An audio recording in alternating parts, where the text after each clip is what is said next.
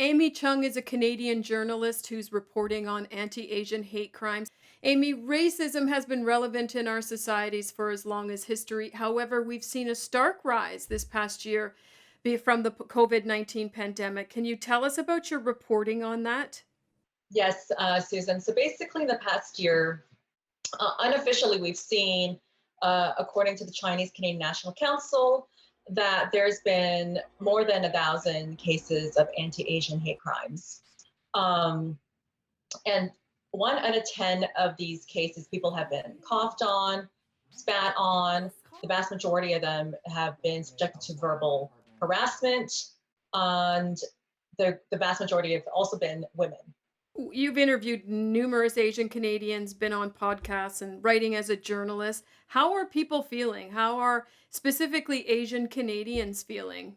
I think right now people are feeling more rattled than before. They are fearing that something such as being harassed, being attacked in public is a possibility now. For instance, I can tell you I have a friend in Montreal who told me the other day that she's afraid to walk down even the plateau, which is a very popular area in Montreal, by herself.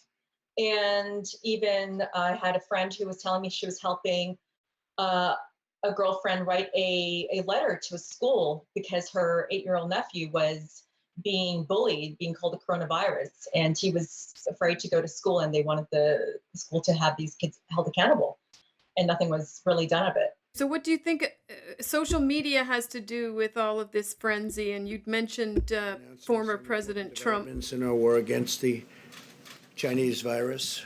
I think things really blew up after the former president of the United States, Donald Trump, started to call the coronavirus the China virus, Kung flu, all these things. And it basically gave people unbridled permission to say and do awful things, racist things, to people with impunity, with no punishment.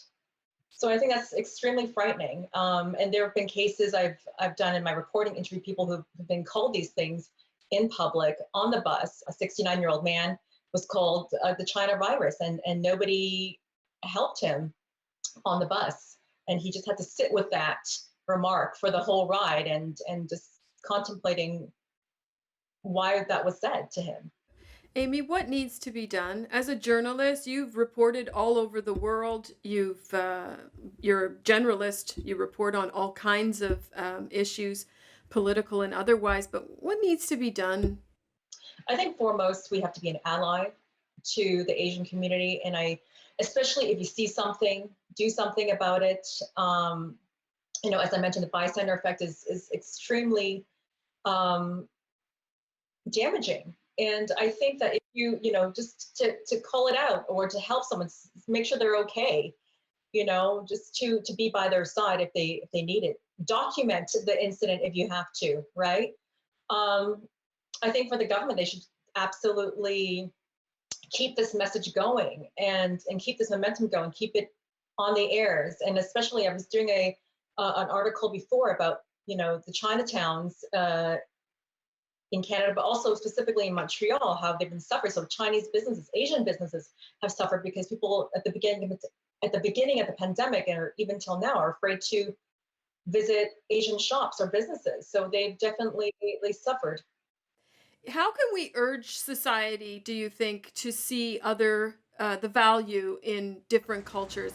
The fabric of our country is multicultural, and I think that's something that we celebrate. And right now we're just seeing that being diminished a little bit in the sense of how we treat certain groups. I think it's to lend a hand, be an ally, you know, talk to people that you don't usually talk to. But I think also to start with education and the history of the contributions of Asian Canadians, which I didn't learn a lot when I was growing up in Toronto, right? By knowing more, I think we will have a lot more empathy and understanding.